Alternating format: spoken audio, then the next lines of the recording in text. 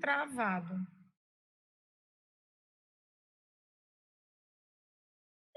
Vai compartilhar.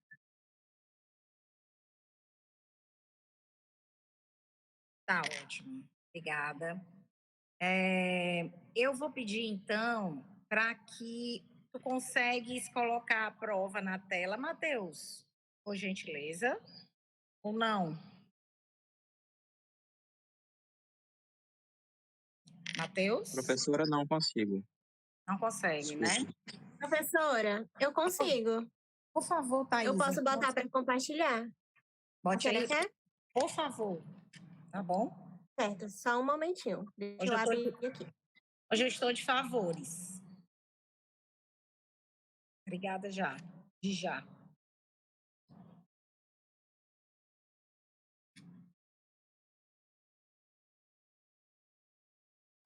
Principalmente sendo hoje correção de prova.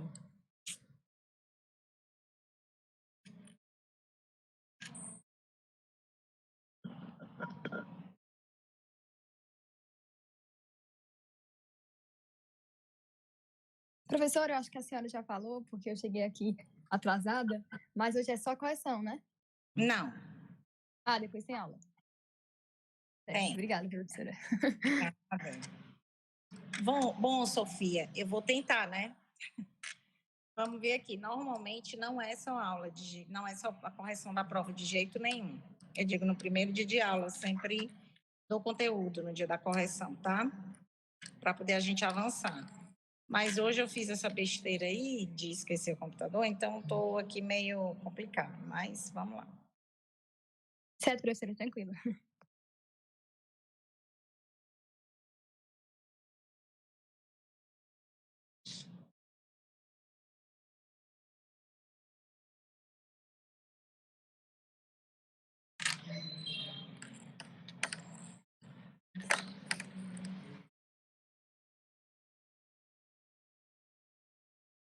Thaís, a sua é a primeira ou é a segunda chamada? É a primeira, professora. Tá ótimo. Você já está conseguindo ver a minha tela? Estou conseguindo ver, mas não está com o arquivo aberto, né? Está só reproduzindo a tua tela daqui do Google Meet. Pronto. E agora? Agora sim. Beleza. Eita, bora lá para eu tentar enxergar. Tá ótimo. Excelente. Pode deixar. Vamos lá. Na primeira chamada, gente, o que é que aconteceu? Eu botei assim, ó. Sabe-se que fonte é o nascedouro do direito no direito do trabalho. Desliga só teu microfone, Thaisa. Não tira. O microfone. Eu vou desligar aqui o microfone. Mas tu tirou o arquivo. Pronto. No que diz respeito a elas, a gente teria que dizer assim, que seria verdadeiro. Mas algumas pessoas colocaram que seria VUF e eu aceitei dentro do possível, tá certo? A lei ordinária é fonte material. Então, vamos só relembrar o que é fonte formal e fonte material. Fonte formal é aquela fonte que veio expressa, né, em legislação. E aí, portanto, a lei ordinária é uma fonte formal, ok? A sentença normativa é fonte formal e autônoma. Só para lembrar para a gente que a autônoma é aquela que as partes convencionam entre si e heterônoma é aquela que é imposta pelo Estado, ok? Então, a sentença normativa, na verdade, ela é uma fonte autônoma, ela é convencionada pelas partes, e ela é fonte formal, porque ela é expressa, né? Ela não é uma fonte material, ela é uma fonte realmente formal, ok?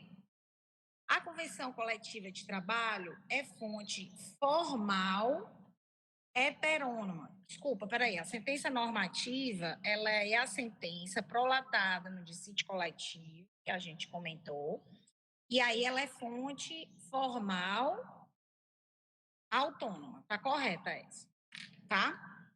Professora? Autônoma não, desculpa, é heterônoma, ela é imposta pelo Estado. Ah, sim. Essa era a minha dúvida. Eu pensava que Não, era heterônoma. ela é heterônoma, é porque eu estou aqui lendo sentença normativa, embaixo tem convenção coletiva, às vezes fica pequeno, eu fico lendo um pensando no outro. Mas, na verdade, sentença normativa, vamos lá, só para poder a gente relembrar.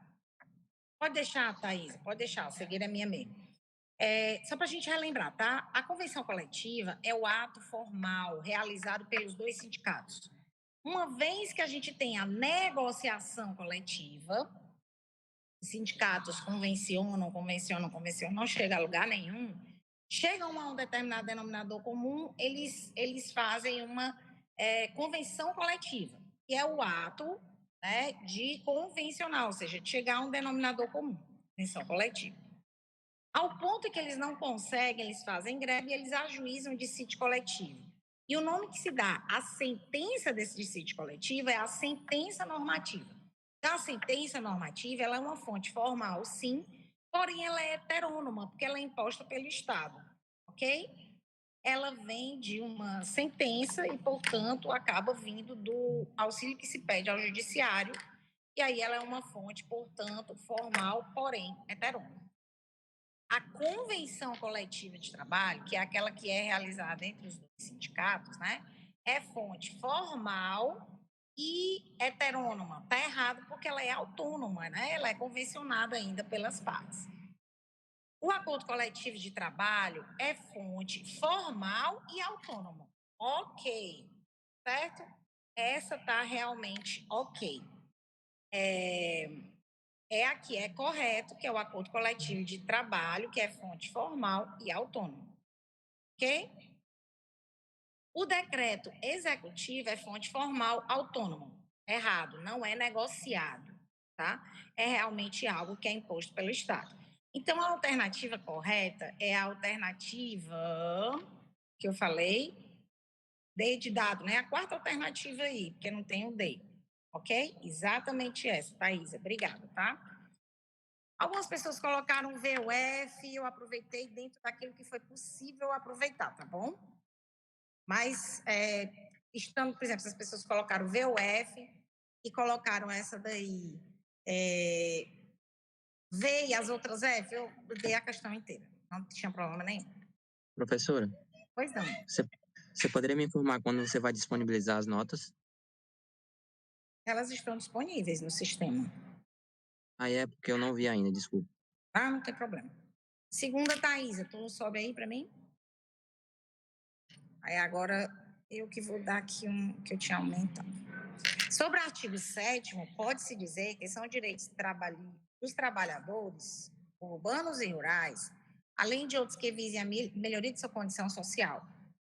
São direitos dos trabalhadores urbanos e rurais, além de outros que visem a melhoria de sua condição social, a relação de emprego protegida contra despedida arbitrária ou sem justa causa, que preverá indenização compensatória, dentre outros direitos.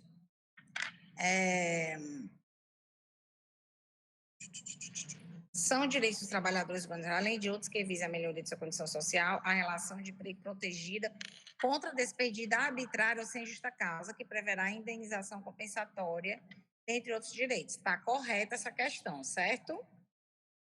A duração do trabalho normal não superior a 8 horas diárias e 44 semanais, e não sendo possível a compensação de horários e a redução de jornada, mediante acordo ou convenção coletiva de trabalho, pois trata-se de direito constitucional assegurado. Eita, eu não me lembro qual é o erro dessa daí. Tem 8 e 44 ou tem 40 aí?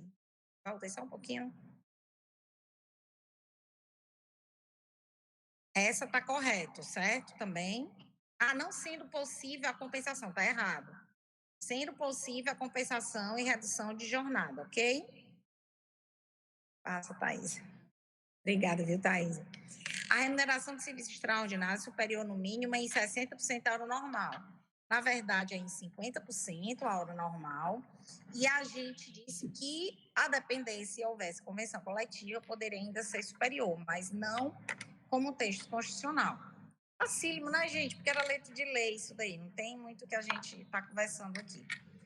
Licença à gestante, sem prejuízo do emprego e salário, com redução de 120 dias, licença paternidade nos termos da lei. Com duração de 120 dias, essa daí está correta também? É isso, Thaisa? Com licença, professora. Eu marquei essa daí. Eu achei que essa daí era certa, em vez da primeira que a senhora disse. Não, mas as duas estão corretas.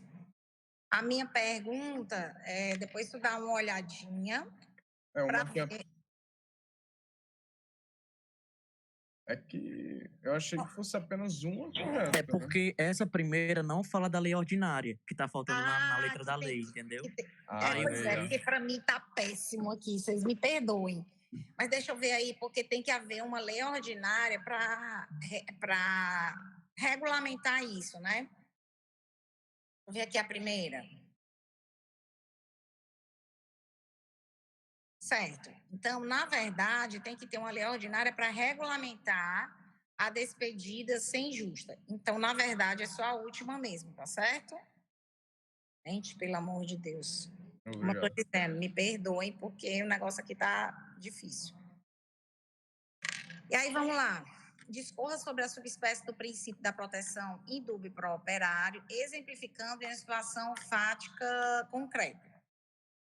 Indúbio pro operário, ele é uma subespécie da proteção do trabalhador. Então, o interessante era que vocês falassem que ele é uma subespécie. Para falar do indúbio pro operário, tem como a gente falar dele sem falar necessariamente da proteção ao trabalhador, tá? Então, quando a gente fala que existe uma dúvida, por exemplo, para aquela pessoa que está julgando, né, um dos intérpretes da lei, havendo uma dúvida, ele há de realmente de impugnar, né, de tentar uma dúvida, ele realmente tem que adaptar para proteger o empregado. Então, na dúvida, ele julgará de acordo com o que for mais benéfico ao empregado, porque ele faz parte da proteção ao trabalhador. E aí, qual era o exemplo concreto que eu queria? Que vocês me dissessem que o juiz, por exemplo, numa audiência, teve uma dúvida sobre o que foi colocado, sobre sobre um documento e um testemunho, ou qualquer uma dessas situações que são aquelas que eu coloco aqui em sala de aula, né? Nos exemplos.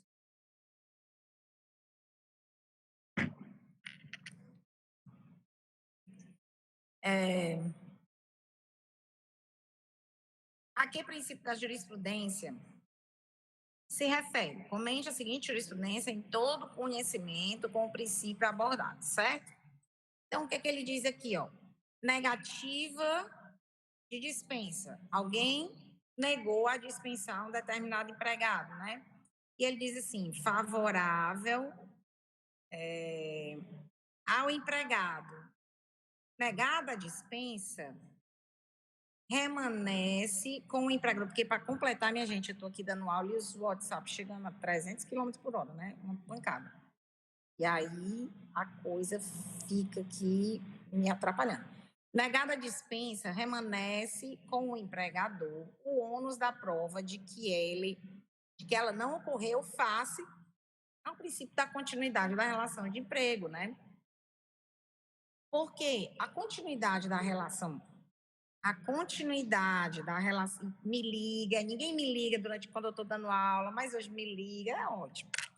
A continuidade da relação de emprego é realmente aquele princípio que diz que o empregado não tem como na verdade, ele tem como uma certeza a continuidade da relação de emprego dele. Então, isso significa o quê? Até comentei aqui em sala. Significa que se o contrato de trabalho dele não for por prazo determinado, a gente tem que o empregador, para poder alegar que o contrato de trabalho já se exauriu, ele tem que provar Então, o ônus da prova é do empregador, por isso que diz isso aqui exatamente, tá?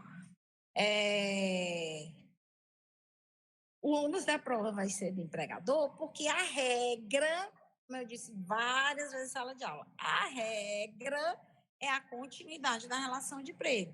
É ele acordar, levantar e olhar, tomar banho, tomar café, aquela historinha todo dia que eu conto, né? Fazer as coisas dele, as atividades, e para a empresa retornar à empresa para poder dar continuidade à casa, dormir, porque no outro dia ele vai ter a mesma coisa, certo? Os direitos sociais previstos nos artigos 7º, 8º e seguintes da Constituição Federal também se aplica ao trabalhador na relação de trabalho. Justifique sua resposta constituindo o que é explicado em sala. Gente, essa daí era a pergunta um pouquinho, né? Assim, ó, um pouquinho mesmo, mas complicada, porque a prova estava fácil demais para quem fez a primeira chamada. É o seguinte, a gente tem uma relação de trabalho e uma relação de emprego. A gente estudou aqui em sala que a relação de trabalho, estou explicando, a relação de trabalho ela é genérica e a relação de emprego é aquela que preenche os 5 requisitos do vínculo empregatício. Então, naquela última aula que a gente conversou sobre isso, eu disse assim, repetidamente, eu dei uma aula só sobre isso. E eu repeti diversas vezes o seguinte, a relação de emprego precisa preencher os 5 requisitos do vínculo empregatício, certo? E aí, uma vez preenchendo o vínculo empregatício, você tem uma relação de emprego, e a relação de emprego é aquela que dá direito ao empregado a todos aqueles benefícios previstos no artigo 7º da Constituição Federal e 8º por força do direito coletivo de trabalho. Então, o que vocês tinham que dizer aqui? Qual foi o exemplo que eu dei em sala de aula para justificar a relação de emprego? Foi que vocês assistiriam aula aqui na Unifor, 3 vezes por semana, e aí tinha um rapaz do fico de olho, que você ia pedir para que ele tomasse conta do carro, e etc., formava um vínculo com os 5 requisitos. Com a presença dos 5 requisitos, nós teríamos aí uma relação de emprego. Por força da relação de emprego, nós teríamos os direitos assegurados pelo artigo 7º da Constituição Federal. Quais são? 13º, férias, salário mínimo e etc., de todos aqueles 30 e tantos incisos que a gente viu do artigo 7º, ok? Então, quando a gente tem na pergunta assim, ó, os direitos sociais previstos no artigo 7º e 8º da Constituição Federal também se aplica ao trabalhador na relação de trabalho? A resposta é não. A relação de trabalho é o termo genérico na qual a gente tem a relação de emprego. Ou você poderia dizer sim, se for uma relação de emprego com os 5 requisitos previstos do vínculo empregatício. Para mim não importa sim ou não. Para mim importa que vocês façam a diferença entre a relação de trabalho e a relação de emprego e que, sendo simplesmente uma relação de trabalho que não preenchesse os requisitos do vínculo, essa pessoa não teria direito aos benefícios do artigo 7º. Ok? E aí o justifique sua resposta seria exatamente com base no artigo 7º e no artigo 3º da CLT, ok? Do vínculo. Abertos às reclamações, perguntas, questionamentos. Diga aí. Professora, é porque eu achava que era porque eu não tinha entendido bem a questão. Mas essa questão foi a única da prova que eu não recebi a pontuação toda. Só que eu falei assim como a senhora botou também. Eu falei que tinha que ter esses 5 requisitos, coloquei quais eram esses 5 requisitos que a senhora tinha colocado em sala, e eu citei o artigo 3º. Da CLT? Da CLT. Tá. Quem é que está falando? Eu não consigo ver. Opa, é o Matheus, professora. Mas qual Matheus? Acho que tem 2. O Caetano. Matheus, vou fazer o seguinte, vou dar uma olhadinha na tua questão, porque se tu disse que colocou os 5 requisitos do vínculo, colocou o artigo 3º da CLT, fez a diferença entre relação de trabalho e emprego, né? Então, vou dar uma olhadinha e te digo, tá bom? Qual foi a tua Obrigado, pontuação? professora. Eu fiquei com 9. Ah, então foi um ponto a menos. Acredito que tenha Tá. sido. Vou dar uma olhadinha aqui, tá? Fez a Certo. diferença entre a relação de trabalho e de emprego? Sim, acredito que sim, fiz. Acredita que sim? Aqui, ó, considera-se empregado, toda pessoa física para serviço de natureza eventual. Eu coloquei que Tá, não, tá bom, vou dar uma olhadinha, tá? Porque aí faça só um favor para mim, porque nem com caderno, nem com caneta eu tô aqui, porque tá tudo dentro da minha bolsa. Me mande só um torpedinho dizendo assim, professora, conforme conversado em sala de aula, rever 5ª questão. certo, Tá bom? professora. Vou mandar. Obrigado. Tá, Já eu agradeço. Tá. Mais alguém? Ok. Thaisa, agradeço imensamente. Alguém teria feito a segunda chamada que pudesse reproduzir para a gente?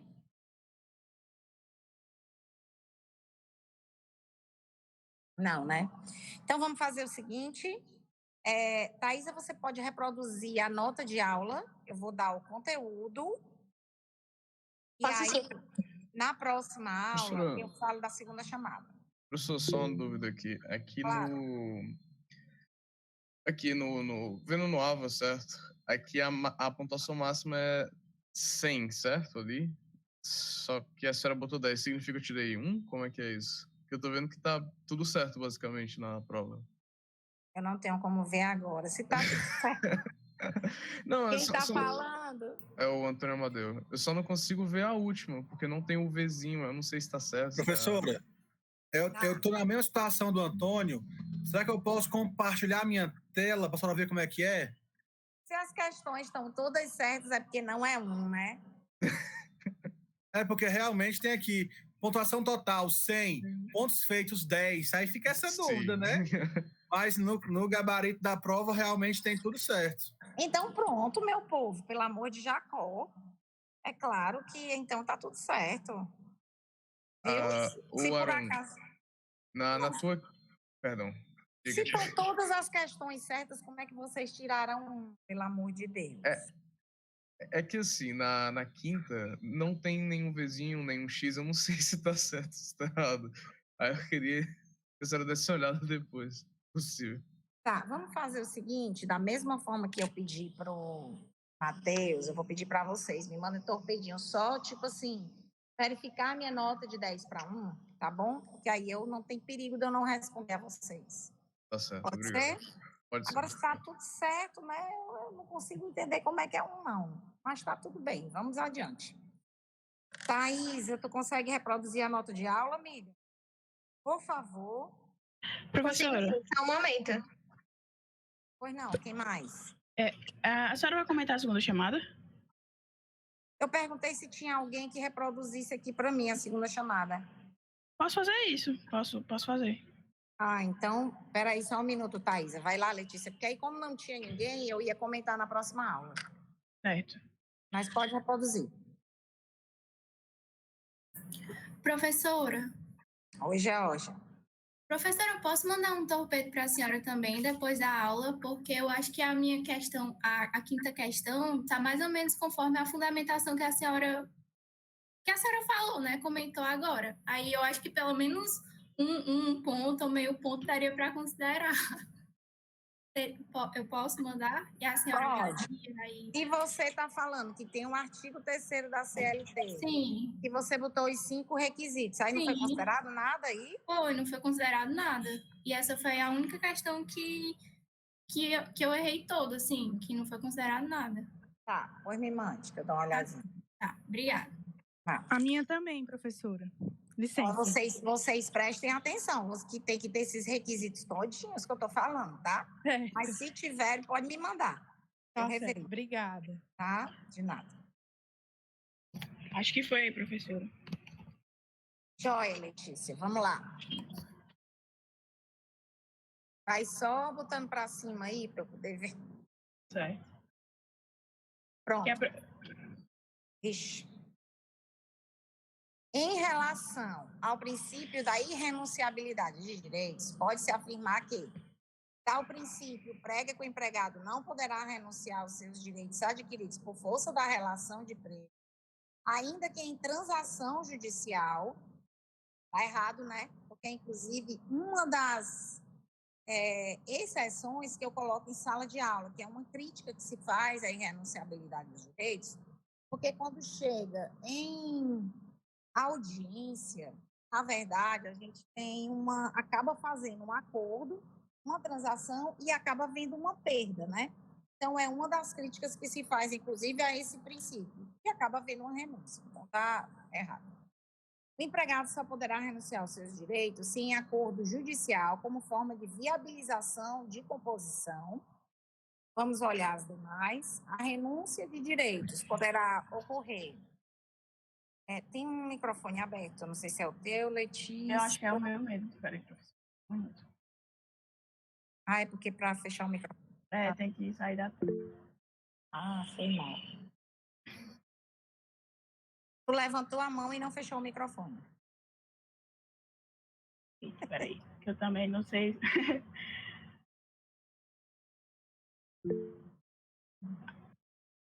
Pronto, obrigada.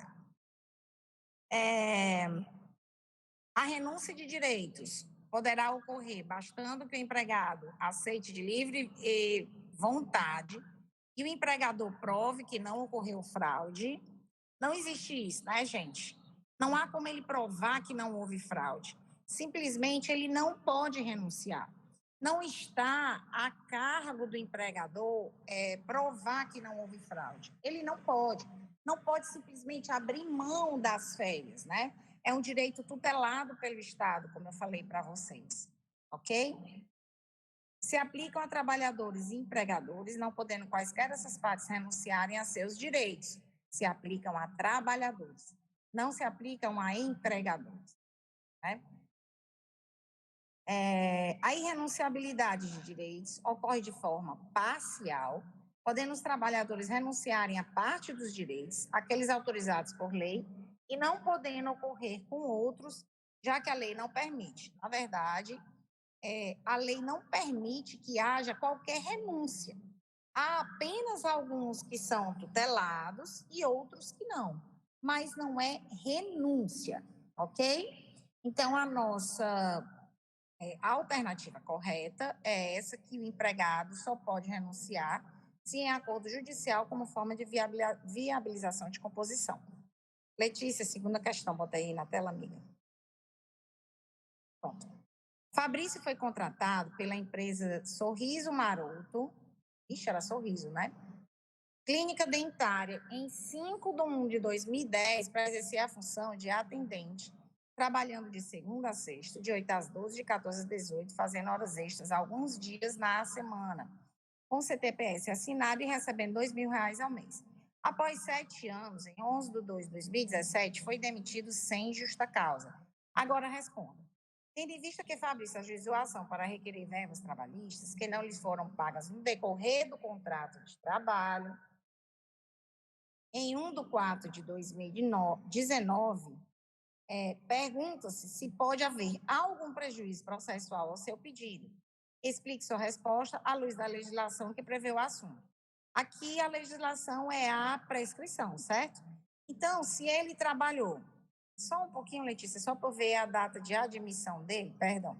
Se a data da admissão dele foi 5/1/2010, ele vai ter como prejuízo, sim, os anos de 2010, 2011, 2012, 2013, 2014, porque ele ajuizou somente em 2019 e pegaria somente de 5 anos para trás. Então, ele tem uma prescrição aí, que é a prescrição quinquenal. Mas não chega assim nem a olhar essa prescrição quinquenal, porque, na verdade, ele já nem pode, o juiz já nem pode avaliar o que ele realmente tem de direito, porque ele ajuizou a ação trabalhista 2 anos após o encerramento do contrato de trabalho dele. E aí, no caso, ele foi alcançado pela prescrição bienal. Então, é fulminante, o juiz não olha mais nada, certo? A resposta completíssima seria a bienal e a quinquenal, para vocês falarem. Mas, na verdade, a bienal já fulmina o processo. Item B. Botei para cima, Letícia. Ao ajuizar a ação em audiência, o magistrado decidiu por não ouvir a terceira testemunha, por entender que as provas apresentadas já eram suficientes para provar o labor em horário extraordinário. Teve dúvidas se aplicaria a convenção coletiva, que determinava que horas extras deveriam ser pagas com adicional de 60%, ou se a supremacia da Constituição Federal, que determina que o adicional deve ser minimamente 50%. Encerrou a prova e pensou que decidiria conforme o princípio do trabalho. Em qual princípio o juiz embasou sua decisão? Explique contextualizando e explicando o princípio. É o princípio da norma mais favorável, né? Que é um subprincípio do princípio da proteção do trabalhador. Então, o que é que eu queria que vocês dissessem? Que é o princípio da proteção da norma mais favorável, que é um subprincípio da proteção ao trabalhador, que é porque o empregado é hipossuficiente na relação laboral, e dessa forma, sendo hipossuficiente, ele deverá, de uma certa forma, zelar pela, digamos assim, pela igualdade dos direitos na relação. Ok? Então, a resposta correta seria essa. Fabrício, diariamente, tinha suas bolsas revistadas na frente de seus colegas quando eram expostos todos os seus pertences. Essa atitude feria algum princípio do direito na relação de trabalho? Se sim, fale do princípio e demonstrando a relação existente entre ele e a relação de emprego ocorrida. Era o que eu queria que vocês falassem, foi o que a gente falou em sala, né? A gente tem aquele princípio do direito, que é previsto na Constituição Federal, que é o princípio daquele bem grandão, né? Da intimidade da vida privada, da imagem, não sei o quê, nananã. E aqui, nesse caso, é a intimidade da vida privada que está sendo exposta. Ou seja, ao ter suas bolsas revistadas, né, o Fabrício foi ferido na dignidade da pessoa humana enquanto trabalhador. Teve sua vida exposta perante todos os empregados. E aí, nessa situação, ele poderia, inclusive, ajuizar uma ação requerendo danos morais, tá? Então, qual é a relação, né? O que eu queria que vocês falassem? Que era esse princípio. E a relação existente entre ele e a relação de emprego é porque, ao ponto em que ele é empregado, ele merece ser respeitado e não pode ter sua vida exposta na frente dos demais colegas. Então, esse princípio do direito se aplica à relação laboral, devendo o empregador respeitar Fabrício nessa relação, ok? A relação que Fabrício tinha. Faltou uma, Moreco. Eu sei, professor, mas é porque é nessa aí que eu tava com dúvida, sabe? Nessa aí mesmo. Nessa questão do princípio, certo? Eu não coloquei, eu errei o princípio, mas eu coloquei toda a explicação, né? E a senhora não queria Nada? saber... nada. Tá, o princípio estava errado. Qual foi o princípio? Eu coloquei o princípio da razoabilidade, nada a ver. Aí... Mas, assim, eu dei toda essa explicação do porquê, de que não podia acontecer e tudo. Tá. Me manda também o torpedo, eu vou reavaliar, porque é assim, deixa eu explicar como é que eu corrijo normalmente, tá? Quando é um princípio que se encaixe dentro da situação, mesmo que não seja o princípio que eu queria, eu tento ver se ele se encaixa, se dá certo, né? E aí, eu aproveito alguma coisa. A questão é que a razoabilidade não é exatamente o princípio e, dentro do direito do trabalho, não é isso, né? Não é isso. E aí, inclusive, eu pedi um princípio do direito e não do direito do trabalho, né? E a razoabilidade também é do direito. Mas eu vou ver se eu aproveito alguma coisa, tá certo, Letícia? Tá, Pelo tá bom, restante, professora. Tranquilo. Porque a razoabilidade, na verdade, só para você entender, a razoabilidade, ela permite uma ação, mas essa ação tem que ser razoável. Ela não pode fugir à proporcionalidade. Nesse caso, ele não permite essa ação que foi feita com ele, né? De expor a vida dele. Isso é sagrado na relação de emprego, tá? Mas me manda aí que eu vou ver como é que eu faço, tá? Tranquilo, professora. Volta aí só para a última. A relação que Fabrício tinha para com a clínica era uma relação de trabalho ou de emprego? Explica à luz da legislação brasileira. Mesma coisa da outra prova, tá? Para explicar se era uma relação de trabalho ou emprego, era uma relação de emprego, e aí vocês tinham que dizer que era exatamente porque ele preenchia todos os requisitos, falar dos requisitos. Aqui tinha alguns requisitos que estavam visíveis, né? Dizer que ele tinha, inclusive, carteira assinada, tinha passado esse tempo todo e etc e tal, embasando no artigo 3º da CLT. Ok? A segunda chamada estava bem mais difícil que a primeira, né? Quero dizer. Bem mais, não, mas estava mais no meu estilo, assim, mais... A primeira chamada eu estava com preguiça, foi um dia totalmente diferente que eu fiz. Estava uma coisa mais elaborada. Normalmente, gente, minhas provas são de acordo com essa segunda chamada, para vocês saberem, tá? Não faço mais provas dessa forma aí, não. Foi porque foram assim, umas questões que eu reaproveitei, não vou nem mentir, de um período antigo. Aí, ok. Mas vamos lá. Pronto. A gente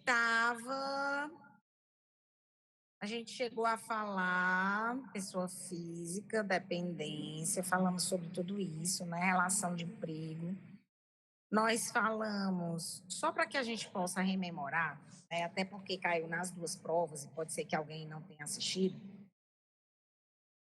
É interessante, assim, quem não assistiu à última aula, que procure realmente assistir.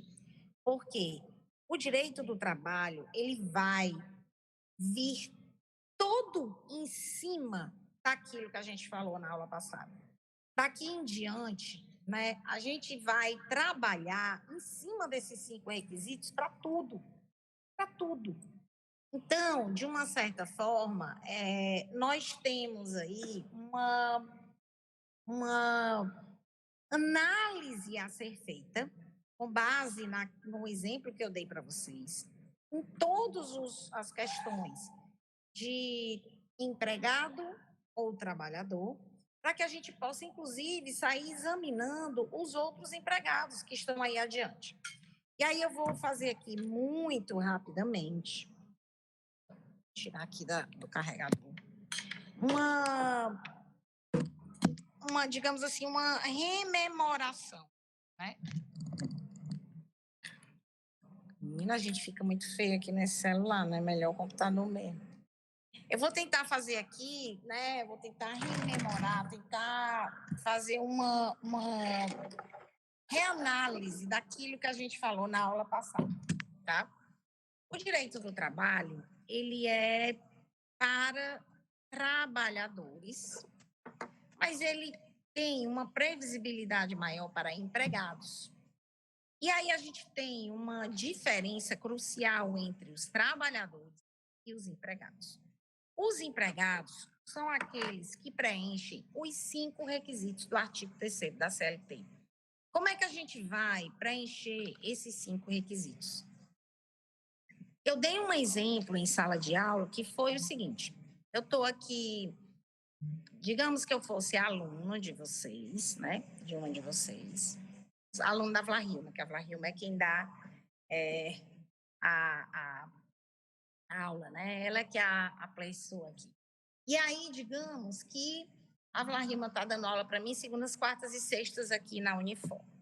Uma vez que eu venho segundas, quartas e sextas, eu deixo meu carro lá do lado de fora e eu começo a estabelecer com o Flanelinha, que é o rapaz do tô de olho, fique de olho, não sei, uma relação que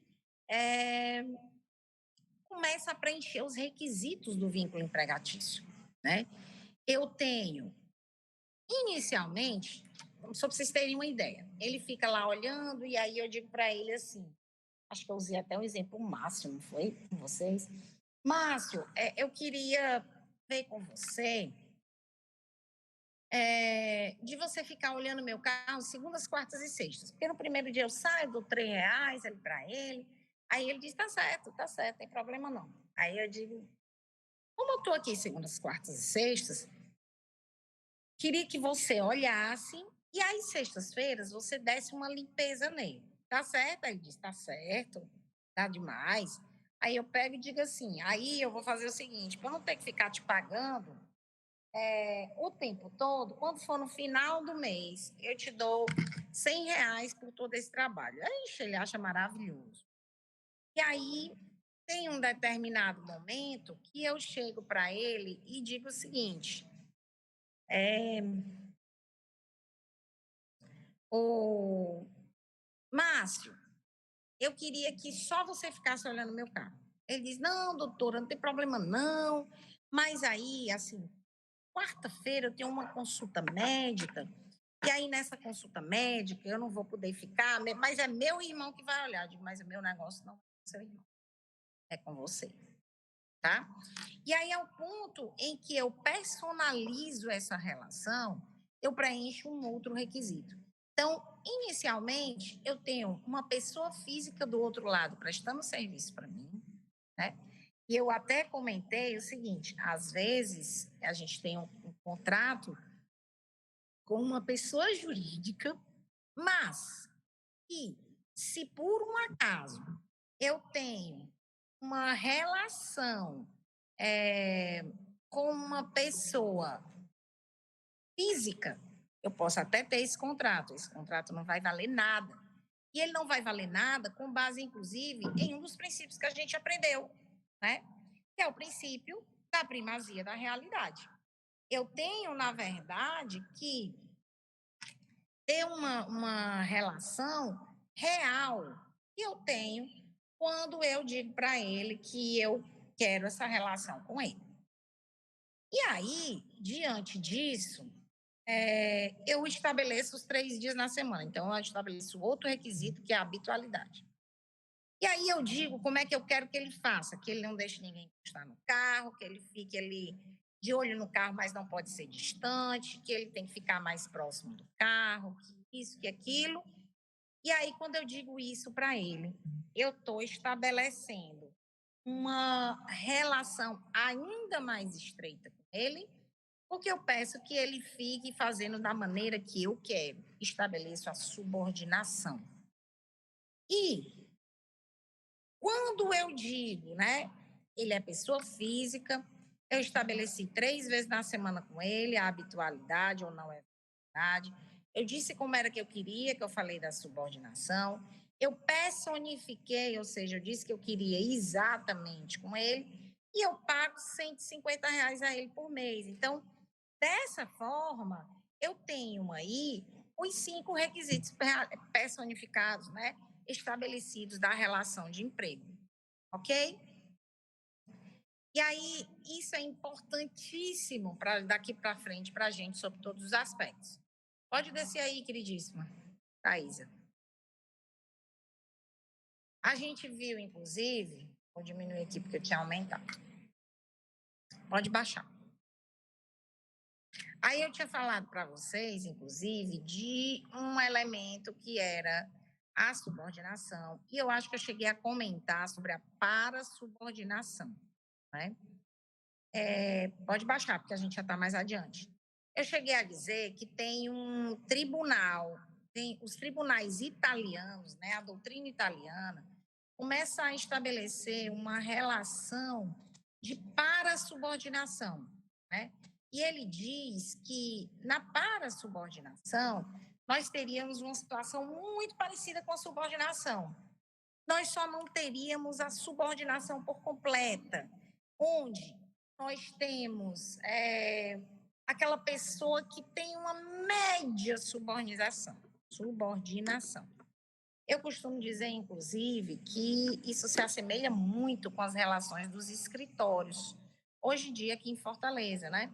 que são as pessoas entram na hora que querem, saem na hora que querem, em sua maioria, não tem carteira assinada, são associados, né? Como se não houvesse um estabelecimento de um vínculo. Só tem um detalhe: aqui no Brasil, ou é vínculo ou é não vínculo. Ou você preenche os 5 requisitos e tem um vínculo empregatício, ou você não tem um vínculo empregatício. Professora, se ficar faltando só um, tem um vínculo? Se ficar faltando só um, não tem os 5 requisitos. Então, não tem o vínculo. Ok? Pode descer aí um pouquinho, Thaisa. Eu acho que o próximo assunto da gente aí é, inclusive, um artigo do teletrabalho.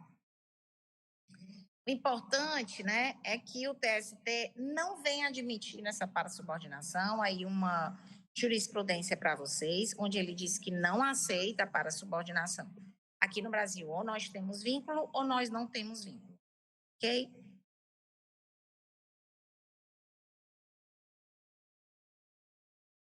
Pode descer, amiga. São alguns casos de parasubordinação. E aí a gente começa a ver os tipos de empregados, né? A gente tem um empregado em domicílio, que é um empregado que hoje a gente tem um pouco em desuso, mas ele foi o primeiro tipo de empregado em regime de teletrabalho. O empregado em domicílio tem uma previsão no artigo, salvo engano, 81 da CLT. Baixa aí, Thaís. Vamos ao artigo. Aí. 83. Ele diz o seguinte, ó. É devido o salário mínimo ao trabalhador em domicílio, considerado este como o executado na habitação do empregado ou em oficina de família por conta de empregador que o remunere. Quem é esse empregado? É aquele empregado que vai para a residência dele ou para qualquer outro local que ele entenda como oficina da família, que ele colocou aí, mas ele tem vínculo, ele tem carteira assinada. Ele vai para dentro da casa dele executar o trabalho que era para ser feito na estrutura física da empresa. Ele tem um vínculo normalmente já feito, realizado, né? Mas ele executa o trabalho que ele deveria executar na empresa de dentro da casa dele. Aí você, ó, professora, já sei. É o teletrabalho, aquele que a pandemia explorou de toda forma, né? Não é o teletrabalho. Porque o teletrabalho tem uma diferencinha crucial para o empregado em domicílio.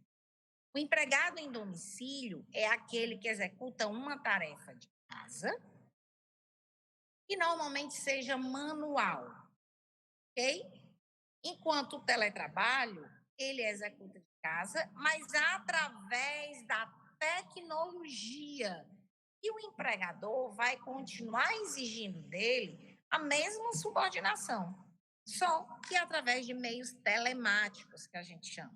Então, a doutrina traz muito o empregado em domicílio como sendo as costureiras, tá? Eu posso simplesmente ter uma costureira de carteira assinada, ela ficar na casa dela, executando as tarefas dela, eu dou a quantidade de peças que ela tem que fazer e eu não aceito que tem que ser exatamente ela, e aí, nesse caso, ela configura um empregado em domicílio. Sobe só um pouquinho para a gente ver o teletrabalho, Thaisa, para ver a diferença. O artigo 75, pode subir, que tem um bocado de artigo aí do teletrabalho. O artigo 75A diz o seguinte, não, está mais para baixo. Isso, é isso aí. A prestação de serviços pelo empregado em regime de teletrabalho observará o disposto nesse capítulo. Aí ela vem, considera-se teletrabalho a prestação de serviços preponderantemente fora das dependências do empregador, com a utilização de tecnologias de informação e de comunicação que por sua natureza, não se constituam como trabalho externo. Então, eu tenho 2 requisitos aí para configurar o teletrabalho. Nem pode ser considerado como um trabalho externo. O que é que significa isso, professora? Algumas empresas têm muitos vendedores, tá? Vendedores externos. Eles vão para a empresa, executam uma parte das tarefas e eles saem para a rua para executar o restante das tarefas. Esses empregados são empregados externos. Eles passam a maioria do dia trabalhando fora, ok? E não é, então, teletrabalho, é um empregado externo. E o teletrabalho também tem a característica de executar as funções através dos meios telemáticos, como eu disse para vocês. O comparecimento às dependências do empregador para a realização de atividades específicas que exigem a presença do empregado no estabelecimento não descaracteriza o regime de teletrabalho. Ele tem que ir uma vez por semana para uma reunião, ou ele tem que ir para prestar contas com alguma coisa. Vai descaracterizar o teletrabalho? Não. Se tem algum...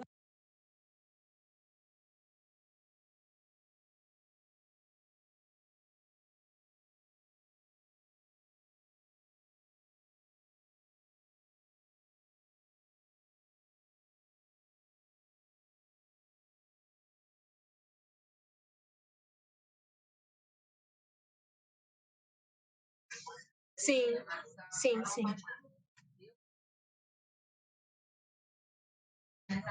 Acho que ela foi atender alguma ligação, Nathan, como a Vlarilma disse.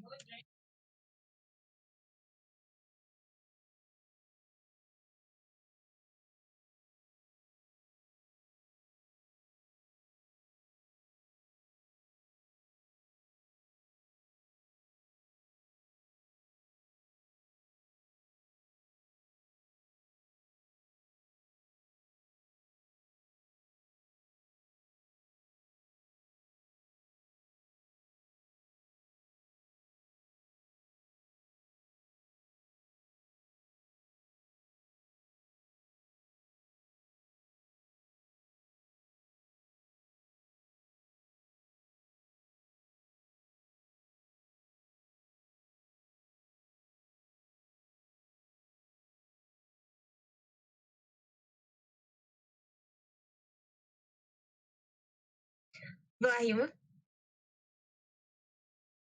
Oi? Tu pode mandar uma mensagem para ela? Acho que foi internet mesmo, viu? Acho que não foi ligação, não.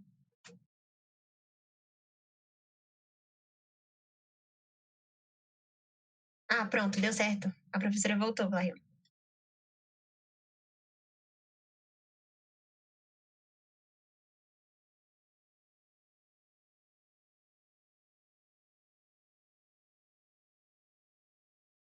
Eu estou dizendo que eu joguei na cruz.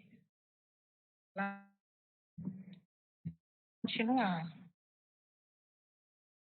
Olha, eu vou dizer uma coisa, isso é um outro comentar, mas tanta aconteceu comigo. Pra vocês terem uma ideia, apareceu na minha lombar do nada, que eu não sei de quê, que eu nunca tive uma dor na coluna, e eu perdi minha aliança, que essa semana eu faço 22 anos de casado. Só para vocês terem uma ideia. Mas eu sou crente em Deus, vai dar tudo certo, tá tudo tranquilo, tá tudo bem. Vamos lá, continuar. Né? Vamos lá. O artigo 75C diz o seguinte: a prestação de serviços na modalidade de teletrabalho deverá constar expressamente no contrato individual de trabalho que especifique as atividades que serão realizadas pelo empregado. Então, tipo assim, eu estou trabalhando presencial e eu mudo para teletrabalho, eu tenho aditivo ao contrato de trabalho, ok? É necessário que fique especificado. Não adianta, eu respondo já, tá, Thaís? Não adianta a gente estar... Eu não, né? Porque eu estou aqui na Unifor, mas tudo bem.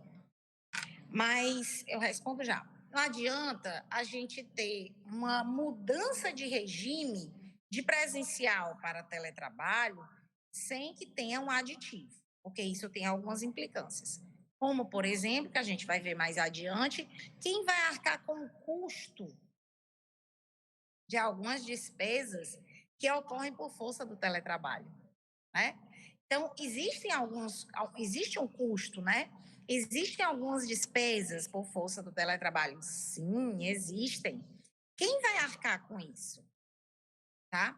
Então, para que fique tudo devidamente regulamentado, é necessário que a gente altere de regime de presencial para teletrabalho, ok? A pergunta da Thaís foi a seguinte: os professores estão em regime de teletrabalho? Eu estou aqui pensando, certo? Porque, em tese, a maioria, sim. Eu estou no regime presencial, estou no regime híbrido, né? Estou de forma virtual e eu estou de forma presencial. Mas, na verdade, quem está executando seu serviço de casa pelos meios telemáticos está em teletrabalho. Ok? E isso pôde ser possível, inclusive, ao estado de necessidade que a gente foi submetido por força do coronavírus. Certo?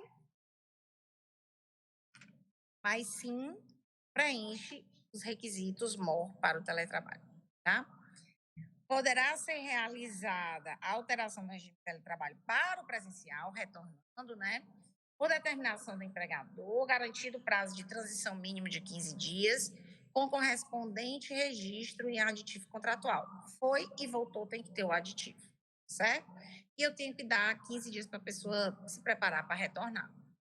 As disposições relativas à responsabilidade pela aquisição, manutenção, o fornecimento dos equipamentos tecnológicos e da infraestrutura necessária e adequação à prestação de trabalho remoto, bem como o reembolso de despesas arcadas pelo empregado, serão previstas em contrato escrito. Eu tenho até um artigo sobre isso daí. Né?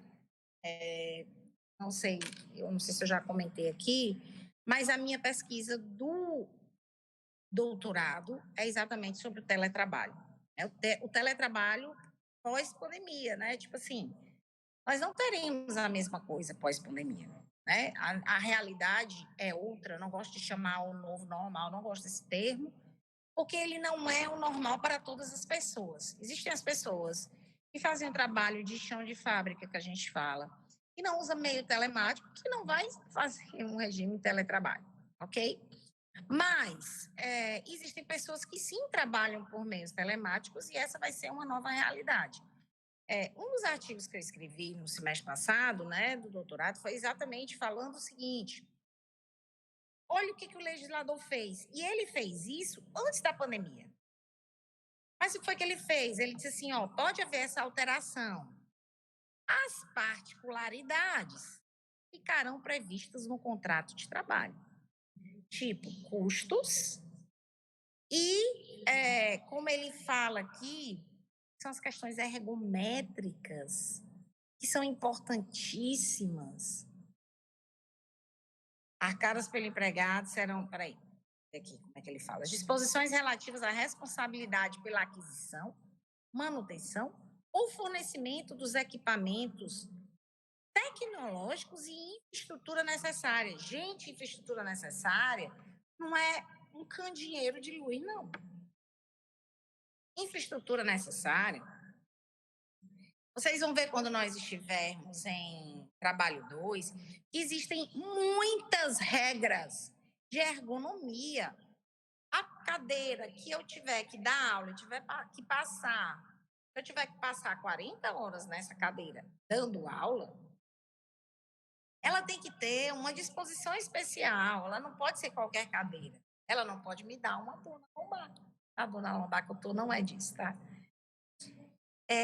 Mas ela não pode me dar uma dor. E aí, de repente, obviamente que essa realidade do teletrabalho que nós temos nesse artigo, ele era antes da pandemia. Era uma coisa, a exceção da exceção, né?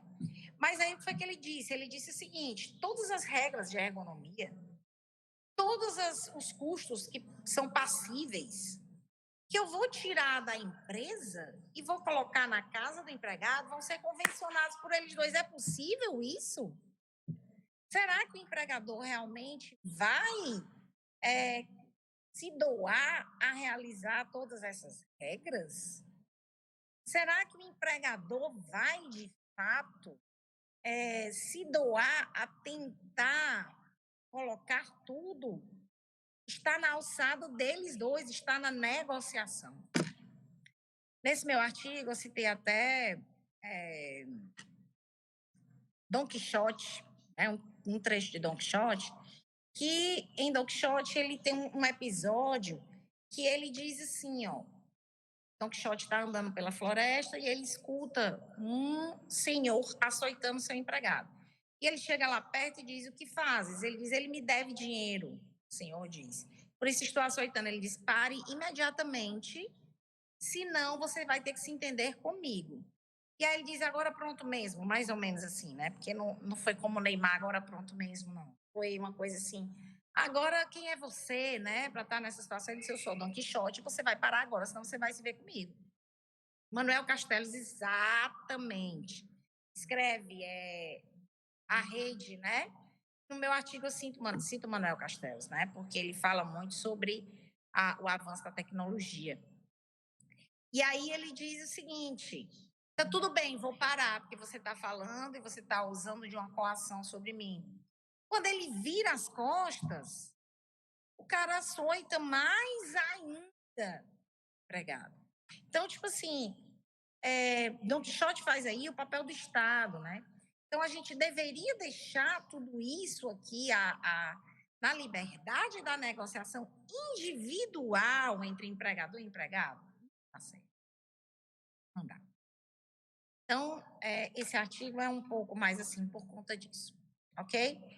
Temos o artigo 75E, que diz o seguinte, o empregador deverá instruir os empregados de maneira expressa e ostensiva quanto às precauções a tomar a fim de evitar doenças e acidentes de trabalho. Então, novamente, é algo muito genérico, né? É algo que realmente merece uma especificidade maior. O empregado deverá assinar termo de responsabilidade, comprometendo-se a seguir as instruções fornecidas pelo empregador. Algo que também deixa simplesmente nas costas do empregado, como se ele fosse obedecer a absolutamente tudo. Ok? Continue aí, Thaisa, por gentileza. Baixa. E aí, aqui a gente fala um pouquinho sobre o teletrabalho, né? Eu falo das costureiras, que realmente é o tipo de empregado em domicílio. Pode baixar.